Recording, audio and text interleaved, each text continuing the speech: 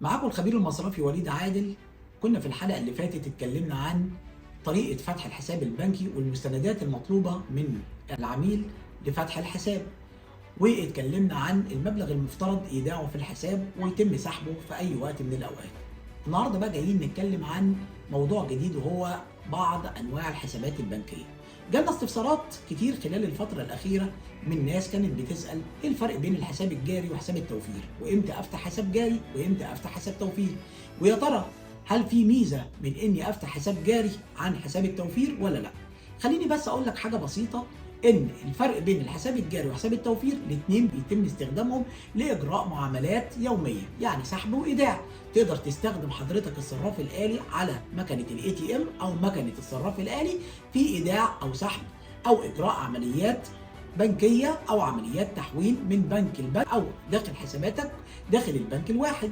ولكن في بعض الاختلافات البسيطه بين الحسابات الجاريه وحسابات التوفير.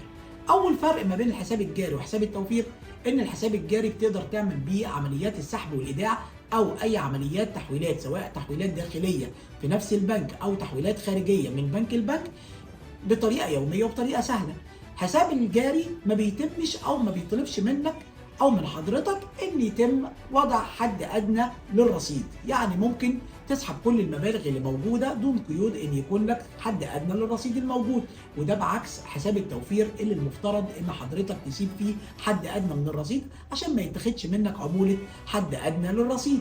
قد يكون في بعض البنوك مبلغ معين بيتراوح ما بين 500 ل 1500 جنيه لازم يكونوا موجودين في الحساب عشان ما يتمش ان يتاخد منك اي عموله حد ادنى.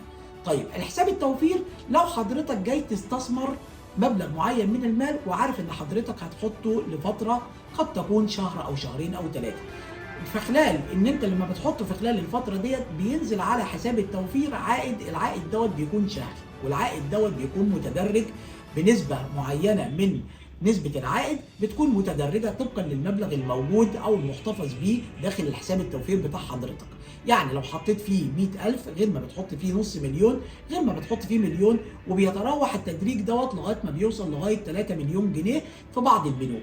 بعد كده بيكون هي نفس النسبة اللي بيتم الاحتساب عليها المبلغ اللي موجود داخل الحساب.